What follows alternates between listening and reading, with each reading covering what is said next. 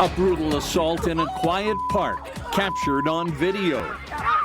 Teens attack a man in Sandy in broad daylight and send him to the hospital. We ask Sandy police what happened that led to this assault.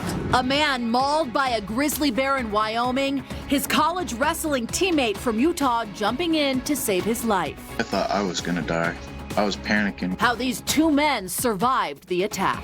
Lights, camera, action, no more.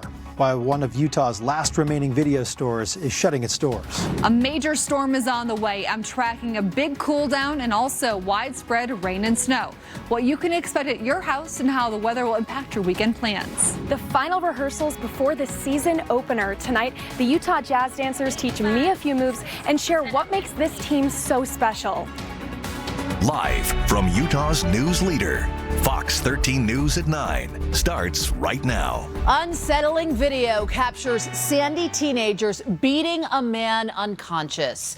You can hear students encouraging the violence as he lays helpless on the ground. Sandy police say, as disturbing as the video is, it has helped them identify the teens involved. Fox 13 News reporter Emily Tenser gets us up to speed, and a warning: this video is difficult to watch.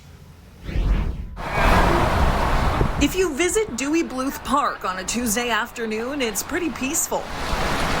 It's got joggers, tennis players, families hanging out. But on Monday afternoon, in broad daylight, a man was beaten unconscious by a group of teens. It's sad because that was being recorded for entertainment, and people, you've seen the video, and there's people laughing, and there's people in the video, they're egging on the attack. In this video sent to Fox 13 News by a parent, you can hear students encouraging the violence, and they continue to stomp on his head as he lays on the concrete, unconscious. On the flip side of that coin, because that all got recorded, our officers were able to quickly identify the four main players or suspects in that case. Sergeant Greg Moffitt says two 15-year-olds, a 16-year-old, and a 17-year-old are facing aggravated assault charges. When you're looking at juvenile cases, one of the things they're going to look at is the history of that juvenile, and that carries some weight into how the whole thing's going to play out through the judicial system. So Moffitt says the victim is 50 and lives nearby. Medics rushed him to the hospital with traumatic head injuries. We've heard stories that he was there jogging. We heard stories that he was riding his bike through. That's what we're still trying to figure out. And we're trying to figure out why it is that he approached these kids. Park goers have a hard time knowing this violence happened here. I come here probably 4 or 5 days a week, multiple times a day. I bring my clients here to do our sessions. Sandy police say a lot of the calls connected to this park involve teen presence. So we get that quite a bit during the school year because they tend to wander over during their lunch period. It's probably one of the parks we get dispatched to more frequently than others. Sandy police say those teens are booked in a juvenile detention center and they're students with the Canyon School District. Now, as for that man, he's still in the hospital, but he's stable and is having conversations with medical staff. Reporting in Sandy, Emily Tenser, Fox 13 News, Utah. Well, new at 9, the FBI says they've arrested a Utah man accused of being a serial bank robber in Colorado. The FBI says yesterday, 24-year-old Marky Denzel Hagens was arrested in Greenwood Village, just south of Denver, at a hotel parking lot. Hagens is accused of robbing 2 banks in August and September in South Salt Lake and Salt Lake City, as well as robbing a man outside a credit union in Clearfield last month. SwitchPoint is a Utah nonprofit organization with the goal of ending homelessness. One way it's doing that is through innovative housing projects like this one in Salt Lake. Today, Utah lawmakers toured The Point near Salt Lake International Airport. We converted this original hotel into studio apartments for those that were 55 and older and that were on a fixed income. So they needed to meet that criteria of 40% average median income and below. So our rent here is $450 a month. It includes their utilities, their cable, continental breakfast, and coffee. It was originally used as an overflow shelter and opened with its current mission just before Thanksgiving of last year. There are 120 residents, and if they want, they can earn extra cash by working in the kitchen, doing housework and maintenance, or by driving the shuttle. Several people were honored tonight in Pleasant Grove for saving a man's life. Rick Bergen was exercising at the Pleasant Grove Recreation Center recently when he went into cardiac arrest. He had stopped breathing and did not have a pulse. I just jumped into action. I don't know, just adrenaline rushing. I just started doing CPR on him because I knew the situation that he didn't look alive at that point in time too as well. And so then my staff members, at that point in time also called, the paramedics. Well, paramedics arrived and were able to finish the life-saving work and gave Bergen medicine that jump-started his heart. They then took him to Timpanogos Regional Hospital in Orem. Bergen says he was thrilled to meet the people who saved his life. An era is coming to an end in Bountiful. One of the last video stores in Utah is closing at the end of the year. Gosh, hard to imagine that it's still even open in this day and age. It's called Top Hat Video. It has been around for decades and maybe the last video store in the state. Fox 13 News anchor Brian Schnee went there tonight. For some, it's already a thing of the past. It's kind of like the end, last of the Mohicans type deal, you know what I mean? It's the only one in Utah.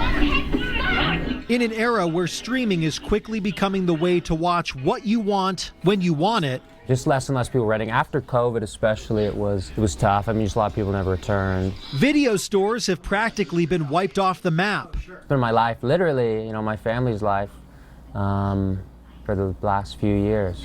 And on Tuesday, Top Hat Video in Bountiful, sharing that they're the next to go. It's easy to watch Netflix or Disney Plus or whatever, but it's less special and less of an event, really. To keep the doors open, Cade's family purchased Top Hat Video in May of 2020 from the original owners who are ready to call it a career.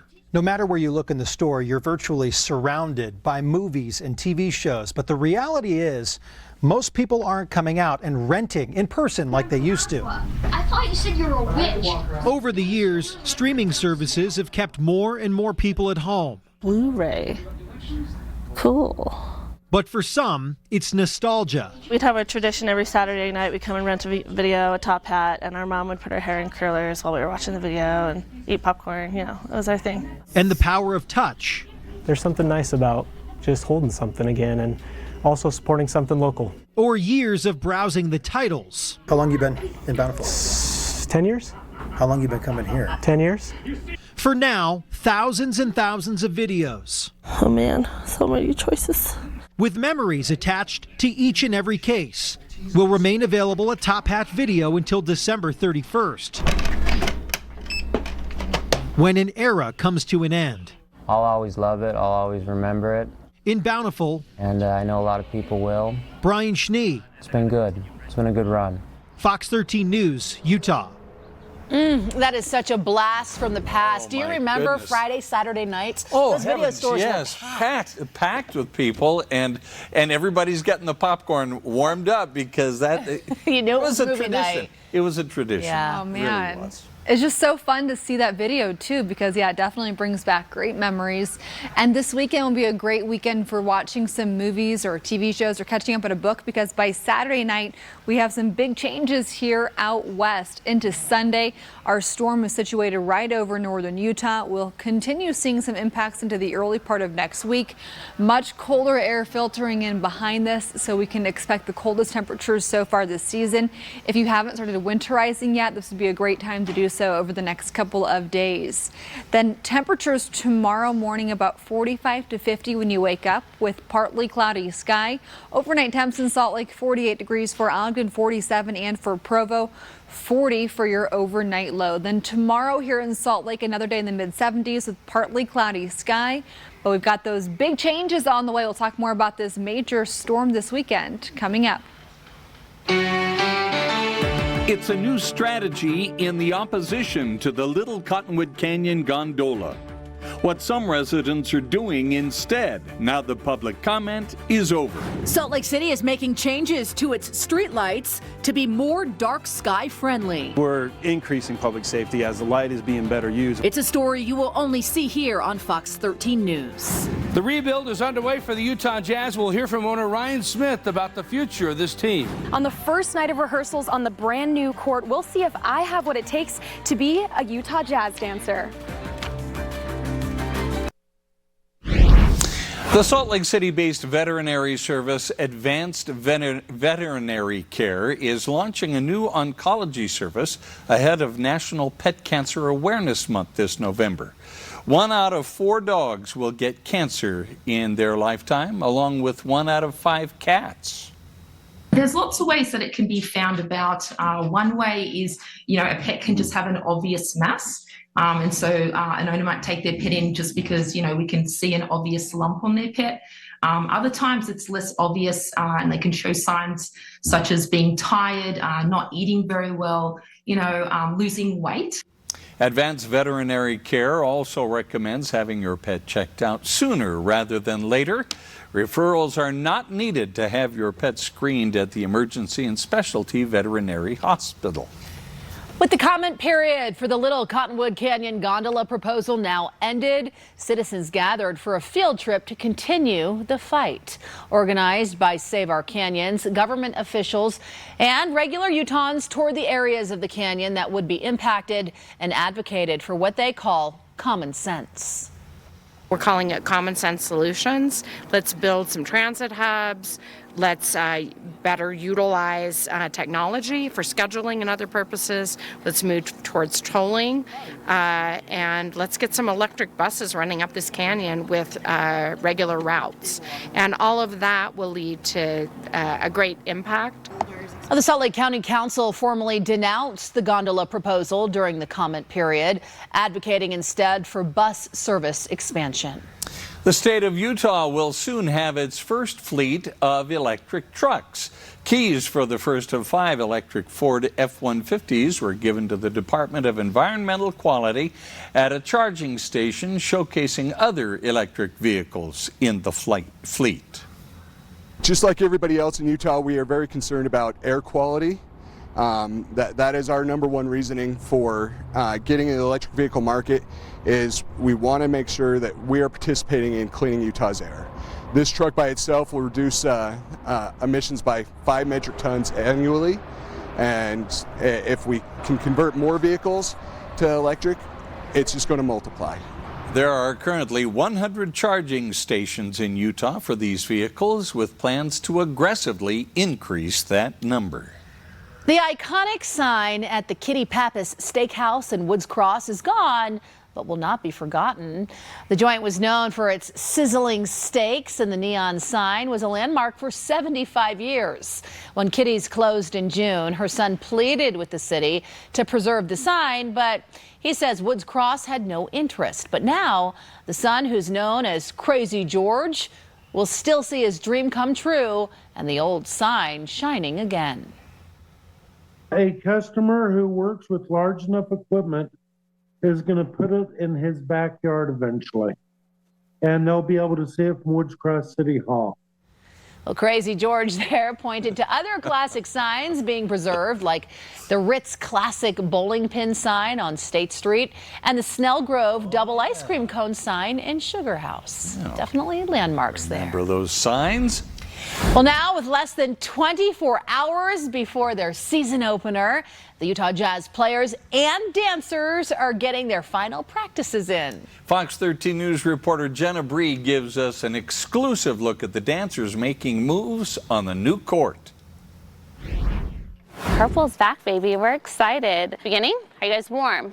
Ready to go? I mean, obviously we're a team of great dancers, but I think that people don't realize that we're just a team of great people too. 4, 5, 6, stop right there. 26 Utah Jazz dancers moving together as one. So when we all come together, we kind of celebrate all of our different backgrounds. Big smiles and high spirits. They make it look effortless. But director Ashley Kelson says these dancers work hard. And people don't realize that these dancers are learning upwards towards 40 to 50 routines in a season. Okay, so this is a different court. So spacing, we should go lines this way. Tonight, the dancers stepped onto their new home court for the first time. It's always nice to be a part of change because that's what people remember is the change. 6 and 7, 8, you're big. They even let me onto the hardwood to see if I could learn a hot timeout routine. You know, when we're in the fourth quarter and the team takes a timeout and they need someone to keep the energy live, to keep the crowd entertained, and then that's where we come in. All right. You ready? Okay. I couldn't keep up with the pros. And then we call this hairography, and you're just gonna fist this and just a big throw, throw. But the jazz dancers still let me be part of the team for a few minutes. I think you're natural. I think I got it. Okay, straight arm and break it, low clap and up. Yes, nice job. So that was like, we got like 75% of that, I think. For you to come in here and do that on this jazz court, props to you. Yeah, Nice thank job. you. I love performing every night, even though like they're not necessarily here for us. It's still nice to be able to put on a show for people and just to be able to get a dance. In Salt Lake City, from the top, Jenna Bree. 1, 2, 3, 4. Fox 13 News, Utah. Way to go, Jenna. You see her making those moves? Way to shake it, girl. 75% of it in the first try. Way to go, Jenna. You know, Allison, I don't know why you and I didn't get sent out on that assignment today. I know why I didn't, because I have absolutely no rhythm. I could see you doing it, though. Yeah. Maybe 20 years ago. No, that in the looked like a commercial lot of breaks. fun. In the commercial breaks. That's right. That's right. Just move. Well, that's going to be exciting tomorrow for everyone heading out to the home opener to see the players and, of course, the dancers. They add so much to the arena entertainment. Yeah, That's the atmosphere. It's part of the atmosphere for sure. And we've got some weather this weekend that'll be great for just cozying up at home and watching anything that you love to watch, whether it's sports or you've got a movie or the news. You like to watch the news. We'll have some nice conditions for that this weekend. But over the next couple of days, definitely going to remain above average by about 10 degrees. Very enjoyable. 64 is a normal high this time of year. By the time that we get to Halloween, we're typically seeing our high temperatures averaging in the upper 50s. So we're not quite there yet, but we do have a big cool down coming. Warm and sunny for the rest of this work week. Some major changes this weekend. Rain, snow, and much colder conditions on the way. Mostly clear sky tonight. We are going to start seeing a few clouds moving in from Nevada into northern Utah. So you'll have partly cloudy sky when you wake up. Hopefully that'll make for a very pretty sunrise tomorrow morning. But overall, nice night here in Salt Lake. Temperatures will drop into the 40s as we head into this weekend. And if you're new here, I like to base my dinners, my meals off of the weather. Over the next couple of days, take advantage of the grilling conditions because by this weekend, we're moving into soup and chili territory. So start thinking about the menu for the weekend. Salt Lake 47 for the low, same thing for Ogden tonight and for Provo 40 degrees. Overnight temps about 40 to 50. Then we head into tomorrow and we've got a warm day ahead of us. Salt Lake 74, Ogden 75, Provo 75. So we've got that patio weather tomorrow. For southern Utah, St. George, your temperature is still nice and warm at 83, 73 in Cedar City tomorrow, and 76 in Richfield. Then for eastern Utah, Vernal 73, beautiful day in the Uinta Basin. Price 74, and for Moab, close to 80 tomorrow under mostly sunny sky. Now we have some big changes this weekend. We've got a storm that's going to move in, a cold front on Saturday. Ahead of it, breezy conditions Friday into Saturday. Saturday afternoon, mountain snow will begin. Valley rainfall potentially mixing down to the benches overnight Saturday. And depending on how cool that we get as this system moves in, we could end up with heading into Saturday night and Sunday night, potentially some of that snow mixing into the valleys. We're just still lacking some confidence in those exact snow levels. So we'll keep monitoring this for you. But what we do know, this is going to be the coldest temperatures so far this season. It's going to be a good time over the next few days. Start winterizing your yard and making sure that your furnace is working because we're going to see some frigid overnight temps this weekend for northern Utah. Even for St. George, you're dropping to about 40 for a low Sunday night and Monday night. But Saturday near 80 degrees with windy conditions. Sunday 64 only. For Salt Lake, we'll keep you in the 70s through Saturday, dropping 25 degrees Sunday into next week, highs around 50. We'll talk more about our precipitation chances, break that down for the Wasatch Front and St. George later in the hour. Allison, thanks so much. Good to have you back. Straight ahead, new video has been released of what may be some of Gabby Petito's final moments alive. What we've learned in the investigation tonight. Plus, what Utah Attorney General Sean Reyes is doing to help agencies find missing children faster and bring them home safely. Researchers at the University of Utah believe they have found an explanation for stillborn cases that previously had no known cause. According to the newly published paper, increased risk for stillbirth can be inherited and tends to be passed down through male genes.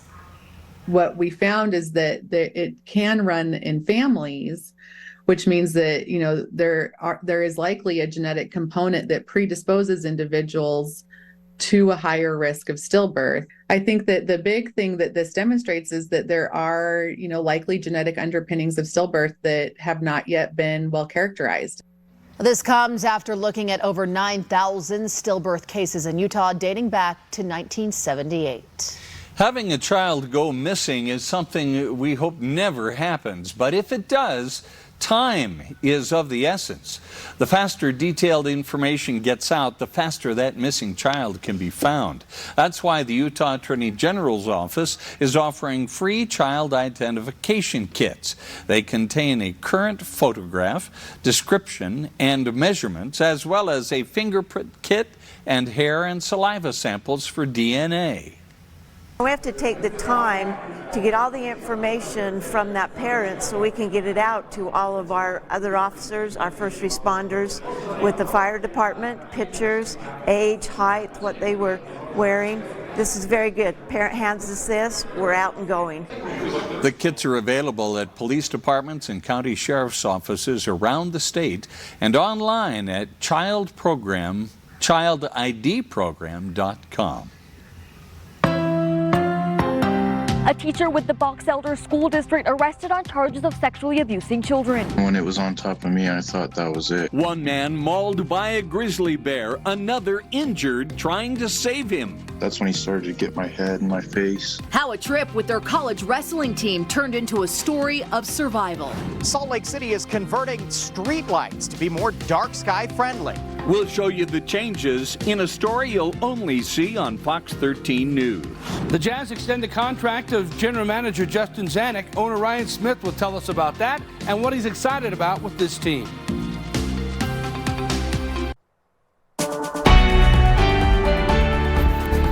An elementary teacher in the Box Elder School District is under arrest tonight, accused of 4 counts of child sex abuse. Fox 13 News reporter Maithili Gubi spoke to parents there at the school and has their reaction. This is an ongoing investigation. We do have additional victims coming forward. Patrick Green, a 59-year-old second grade teacher at Garland Elementary, was arrested Monday on 4 counts of child sexual abuse charges. During this investigation, multiple victims have disclosed inappropriate sexual touching and physical abuse. Again, we're not going to get into details at this time to protect our victims. Tremont and Garland police say the initial complaint came in on September 9th. The teacher was immediately put on leave. Grateful that the school acted quickly. As soon as they knew something was going on, they put him on administrative leave, and so no more damage could be done. On this particular case, I'm aware of multiple officers and detectives, such as Detective Mortensen, putting in a lot of hours on this to make sure that we can keep our community safe, and that's our priority. Through the investigation, police say they had enough evidence with accounts from 2 students to arrest Green. He is at Box Elder County Jail being held without bail. The school sent an email out to families explaining what happened, saying in part, quote, as a result of the confirmation of improper conduct by the police department, BESD administration terminated employment of the teacher involved. And this was the first report received by the school or district of sexual abuse involving Mr. Green, end quote. I spoke to a parent here during pickup off camera whose daughter was in Green's class last year. The mom says she was involved with activities in the classroom and was shocked when she learned about the allegations. She says through the process of the investigation, she hopes the full picture comes through. We're aware that Mr. Green was a teacher of the Box Elder School District for approximately 24 years and with Garland Elementary for 7 or 8 years. Parents say they want to use this as an opportunity to have an open dialogue with their kids. It definitely made me want to talk to my child about, hey, you need to talk to me if something's going on that makes you uncomfortable. Just let him know that you don't always have to say yes to authority. That you if something makes you uncomfortable, you can stand up for yourself.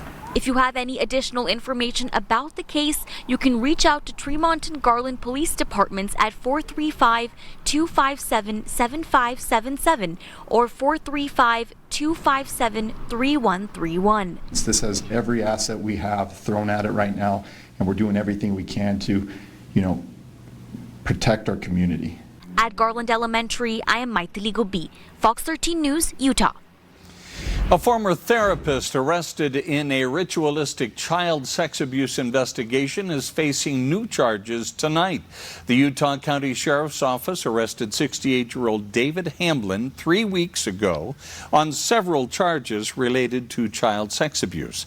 It was revealed today that 6 more counts of aggravated sex abuse of a child have been filed against him after another victim came forward following his arrest.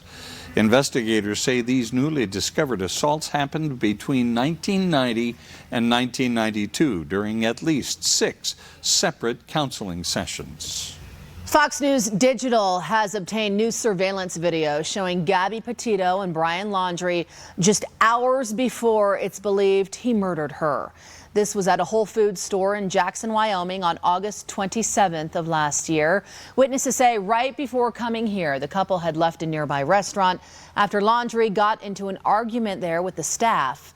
The video shows the couple in Whole Foods for about 15 minutes, then sitting in their van in the parking lot for 20 more minutes before turning onto the highway that leads to the Bridger-Teton National Forest, where Gabby's body was found 3 weeks later. 2 college wrestlers will never forget what happened to them last Saturday. They were hiking in Wyoming looking for fallen antlers when one of them was attacked by a grizzly bear. This is a story you're not soon going to forget either. He told Fox 13 News reporter Chris Arnold about how his teammate saved his life, but not before he was left with severe injuries that may be difficult to see. I thought I was going to die.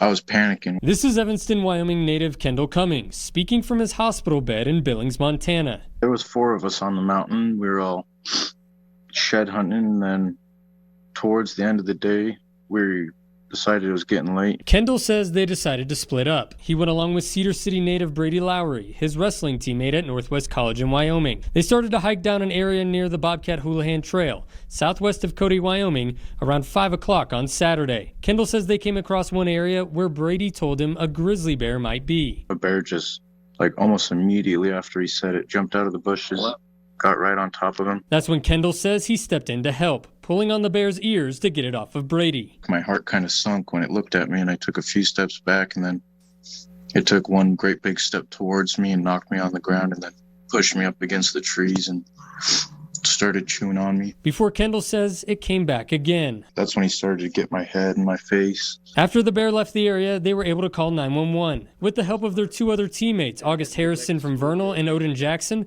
as well as a Wyoming resident and hunter. They were able to meet up with search and rescue members. Brady was taken by ambulance to the hospital, while Kendall was airlifted with multiple injuries. 60-some staples in my head, and then my cheek is stitched up here.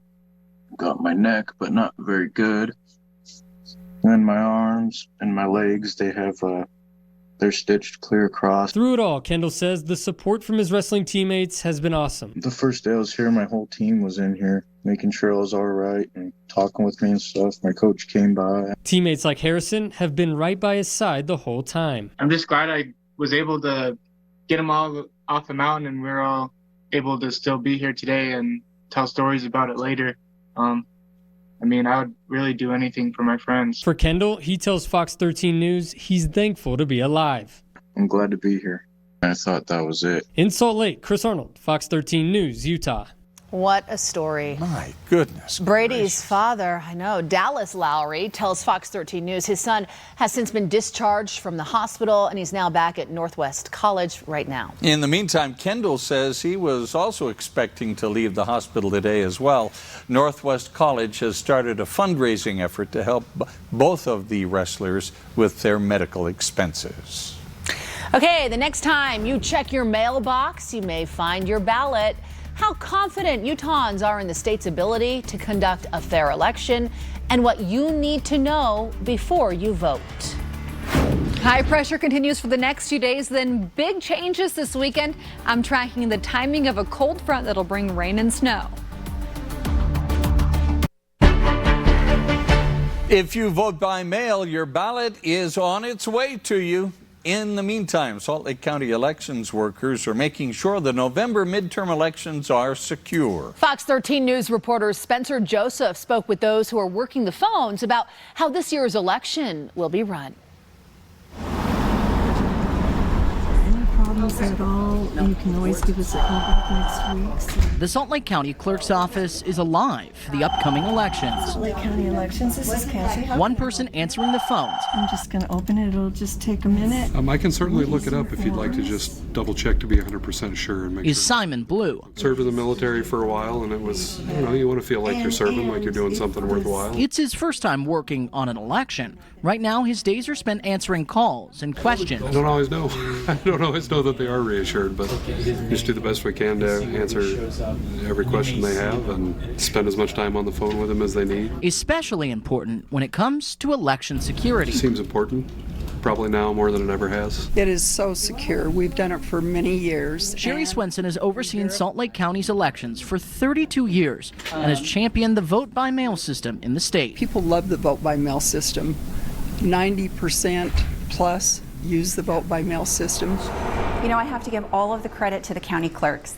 They have been doing an incredible job this year. Lieutenant Governor Deidre Henderson oversees election security in the state, a system that served as a model. I have heard from our elections team and from the former Lieutenant Governor, who is now the governor, that we had calls from all over the country to our state in 2020 asking us how we did it, what we do, how can we help other states. A Deseret News Hinckley Institute of Politics poll out today shows 89% were either confident or very confident in the state's ability to conduct a fair and accurate election. Only 4% said they weren't confident at all. How can I help you? And as those ballots hit the mailboxes across Salt Lake County, it's about 590,000 ballot packets. People like Simon Blue are answering the phones. It's pretty simple. The learning curve is pretty quick. Making sure that every vote counts is top of mind for all. I think vote by mail actually increases the informed voter.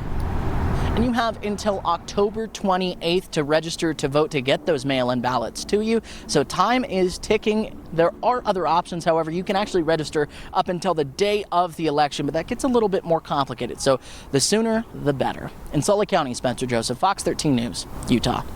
You may notice street lights around Salt Lake City look a little different. How the change is reducing light pollution and saving money. It's a Fox 13 News exclusive next. And just one day before the Jazz season starts, we'll hear from Ryan Smith and Danny Ainge on what they expect to see from the team. And the Major League Baseball playoffs are heating up. It's all about the long ball today. The highlights are on the way. Have you noticed how hard it is to see the stars at night in the middle of Salt Lake City? Light pollution is a very real thing. Yes, but crews right now are making some significant changes so you can see the night sky. Fox 13 News political reporter Ben Winslow has the story you will only see here. Crews are replacing streetlights all over Salt Lake City. They're making them more energy efficient, but also helping to protect the night sky. Sky glow coming from large cities like this is a significant contributor to the decreasement of the night sky. So we're installing dark sky friendly lights with the top shields on them So the LEDs you can see are pointed straight down. The city has already converted thousands of streetlights to energy-efficient LED bulbs. It cuts the city's overall power bill from $90,000 a month to $40,000. Better for the environment in terms of greenhouse gas emissions and energy use, but there is a cost savings to the public too. But in the process, Salt Lake City Public Utilities heard from some neighborhoods. It was very bright and way too bright. That led them to look at ways to make it better. But as we go along, we are reevaluating the LED lights that we've already changed out to make sure that they are appropriate color and brightness. And then we're also going through and shielding lights. They focus the light directly on the street or the sidewalk instead of letting it go all over. Studies show that light pollution can negatively impact wildlife and human health. City officials insist it does not sacrifice public safety. Actually, we're increasing public safety as the light is being better used. We're getting more light on the sidewalk and in the roadway where it can be better utilized. In this Rose Park neighborhood, this homeowner likes the new lights. We're really delighted because it's, it illuminates just a whole, space on the sidewalk, and it's bright in the night. But at the same time, the design on the top, it makes focus on the sideways. Salt Lake City Public Utilities plans to replace the street lights as they do regular ongoing maintenance. With more than 16,000 street lights across the city and more being added every day, it'll take about 5 years to get done. While the improvements will only be for city street lights, they're hoping it encourages homeowners and businesses to also consider changes. And I think if you have both the public way lighting and the private lighting moving in that direction, yes, there will be the ability to see more stars and also to protect wildlife and our environment. In Salt Lake City, Ben Winslow, Fox 13 News, Utah. Well, here in Utah tonight, really nice temperatures as we're settling into bed. When you wake up tomorrow morning, it'll be chilly out there for our normally cooler spots like the Cache Valley into the 30s. Same thing for Manti. And then down into Bryce Canyon, dropping below freezing. Throughout the day tomorrow, we'll have partly cloudy sky, temps around 70 to 75. And then we start seeing rain chances increasing with our system moving through this weekend. For St. George, you'll be windy on Saturday. You'll see a chance for some widely scattered storms Saturday. By Saturday night, scattered, and into Sunday, widely scattered. For the Ogden area, your chance of precipitation really skyrockets this weekend. Take a look at the screen right now. Likely precipitation Saturday with and behind a cold front. Saturday night, scattered. Sunday, scattered. Now, of course, the big question here is, are we talking rain or snow? So that really depends on exactly where you are, your elevation, and the intensity of that precipitation and how much we cool down and how much our atmosphere cools down. So for Provo, widespread precipitation Saturday day, Saturday night, and Sunday night. And for St. George, you're going to see breezy conditions Saturday, temperatures cooling down about 20 degrees by Sunday. So 64 Sunday, that's about 20 degrees cooler than the next couple of days where you're in the low 80s Wednesday, Thursday, Friday. For Salt Lake, we're mid to upper 70s Wednesday, Thursday, Friday. Saturday, 71 degrees. Sunday, only 52 for a high. But let's break down our precipitation chances here in Salt Lake, because overnight temps are right around freezing, highs about 50, and we're tracking widespread precipitation this weekend. So Saturday likely by Saturday night, and Sunday we're tracking scattered to widespread with some widely scattered chances through the weekend. Overnight temps near 30 degrees. So the main story the next couple of days will be nice conditions the next few days. Then we're cooling down this weekend. Cold front on Saturday. We'll have the windy conditions ahead of it. Rain and snow. Saturday, initially Valley Rain Mountain snowfall. Then with our overnight hours, we could see those snow levels dropping to at least the benches, maybe even some snow flurries here into the valleys. So stay tuned for that. Big changes on the way as far as temperatures go, and more chances for precipitation. The Utah Jazz will play their season opener tomorrow when they host the Denver Nuggets. It's a brand new team with a new head coach and plenty of young, talented players, and a stockpile of future draft picks, which has Jazz owner Ryan Smith excited about the future. I think it's an exciting time to be a Jazz fan. We've got a group of players who are hungry. There's an energy, there's an excitement, there's exciting players. We're young, but we also have a group of veterans, which is kind of unique. And I think we've got one of the most exciting young coaches in the league. And I'm curious to see, just like everyone else, on what comes out of that. But I'm also a fan. I'm looking at something that we've never had since I can remember, which is a haul of draft picks for the future as well. And I think that's really exciting for our fan base. I think there's a lot of hope. There's a lot of hope. The main focus right now is this season, and it should be interesting to watch new head coach Will Hardy put a team on the court that will be competitive while giving younger players the chance to develop and show what they can do. It's called patience. I'm excited to work with Will this year. I think it's going to be fun, and I think that the objectives that we have as an organization are pretty clear in our conversations. But I really want to see him, grow as a coach, and I think that this is an amazing opportunity for him. The Jazz have invested in general manager Justin Zanuck, signing him to a new multi-year contract extension. Within our group, you want as many perspectives as you can get around the table without making it hard to make decisions. And I think with DA and myself, Justin, now with Fizz, it's been pretty seamless. Like, I think it's been refreshing. It's fun. It's fun to come into work, and Jay-Z's a big part of that. He keeps a lot of the trains running on time. So hop on board, Jazz fans. We could be in for a great ride after a wild offseason that the Jazz hope will lead to a championship contender in the near future. Decisive Game 5 between Cleveland and New York went the Yankees' way. Giancarlo Stanton, 3-run home run in the first inning. Aaron Judge also went yard as the Yankees won it 5-1. They advanced to play Houston in the ALCS.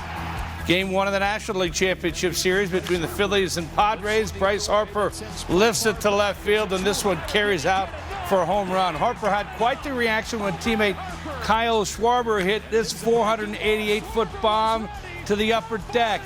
What a shot there. The Phillies won it 2-0 in the all-wild card NLCS. The look of shock. Yeah, pretty good reaction. And earlier today you guys had a story about the Jazz Take Note hashtag on Twitter. Well, it's been solved. Apple no longer has it. It's back with the Jazz. Ryan Smith tweeted, says, now we're ready for our season opener. Take note with the Jazz. So is Apple pulling the new ad? I think just, That's Ryan big. must have called him up and said, that's ours. Yeah. Man, Ryan, you've got some there you power. go. Apparently. All right. Maybe to be continued. We'll find out come tomorrow. Jeff, thanks. We'll be right back. Thank you so much for being with us. QuickCast is up next.